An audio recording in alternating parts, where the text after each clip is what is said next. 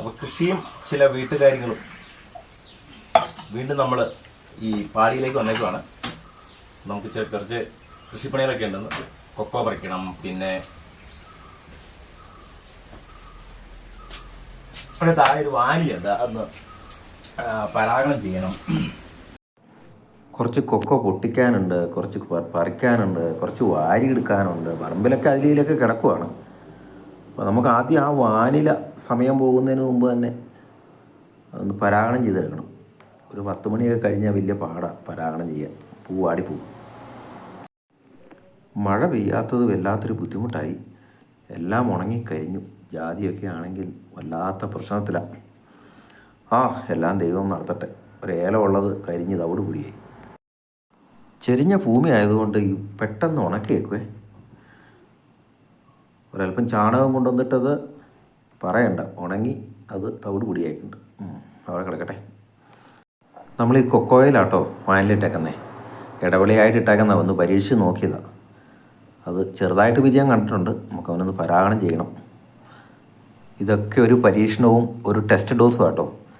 നമ്മൾ ജോലിയിൽ നിന്നൊക്കെ വിരമിച്ച് റിട്ടയർമെൻറ്റ് ലൈഫിൽ ഒരു കൃഷിക്കാരനായിട്ട് കൃഷിപ്പണിക്കാരനായിട്ടൊക്കെ ഒന്ന് വിലസാനുള്ളതാണ്. 1-2 കൊല പൂക്കളാട്ടോ ഉണ്ടായിട്ടുള്ളൂ. അതിങ്ങനെ കൊലയായിട്ടിങ്ങനെ വന്നതിന് ശേഷം ഒരു പൂവ് ഇങ്ങനെ നീണ്ടു വരും. ഈ പൂവ് സ്വയം പരാഗണം ചെയ്യില്ല. അപ്പോൾ അതിൻ്റെ കാരണം ഇതിൻ്റെ ഉള്ളിലൊരു നാക്കിൻ്റെ അടിയിലാണ് ഈ പരാഗരേണുക്കളിരിക്കുന്നത്. അപ്പോൾ നമ്മളത് പയ്യെ നിവർത്തി ഒരു ഈർക്കിളി കൊണ്ട് താഴെ ഇരിക്കുന്ന പരാഗമെടുത്ത് ആ പരാഗരേണുവിലേക്ക് തൊടിയിപ്പിച്ചാൽ മതി. പിന്നെ കായായി വന്നോളൂ.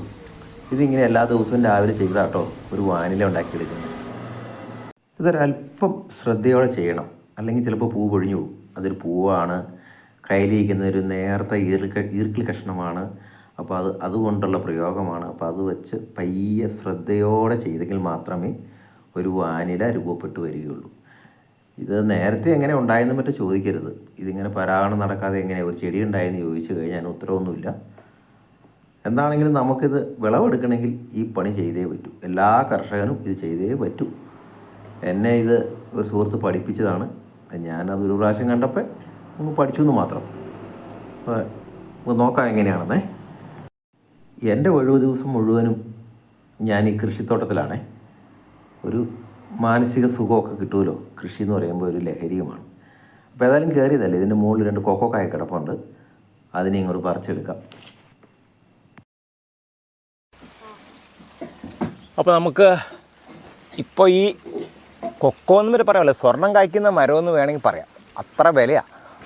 1 കിലോ ഉണക്കക്കായ്ക്ക് 1000 രൂപ വരെ വിലയായി.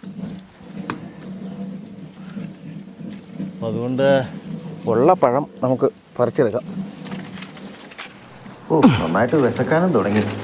കഞ്ഞി കുടിക്കാനായിട്ട് വിളിക്കുന്നുമില്ല. പറമ്പിൽ വന്നാൽ ചില കഞ്ഞി ഉണ്ടാക്കി തരും. അതൊരു പ്രത്യേക രുചിയായിട്ട്. ഈ പറമ്പിൽ വെച്ച് കഞ്ഞി കുടിക്കുന്നത് പ്രത്യേക സുഖം. കഞ്ഞി കുടിക്കാറായോ? ഉച്ച അയച്ച് കഞ്ഞി കുടിക്കാം. ഇച്ചിരി മാങ്ങ, ഇച്ചിരി അച്ചാറും കൊണ്ടുവരൂ. അച്ചാറും മീൻ വറുത്തും കൊണ്ടാ. ഇവിടെ വെച്ചാൽ മതിയോ?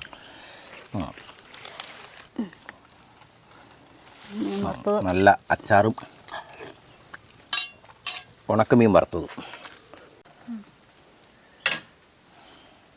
കാണിക്കും.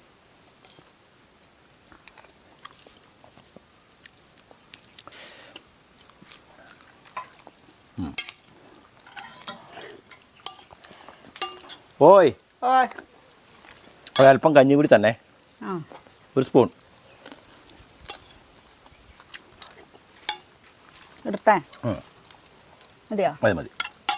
അച്ചാർ മതി. തലക്കെട്ട് ഇപ്പം നല്ല ദേഹത്ത് ഒഴുകി ചാടാതിരിക്കാൻ വേണ്ടി തലക്കെട്ടുന്നത്. കഞ്ഞി കുടിക്കുമ്പോൾ ചിലപ്പോൾ വേർക്കുമായിരിക്കും. പണിസ്ഥലത്തല്ലേ ഇരിക്കണേ.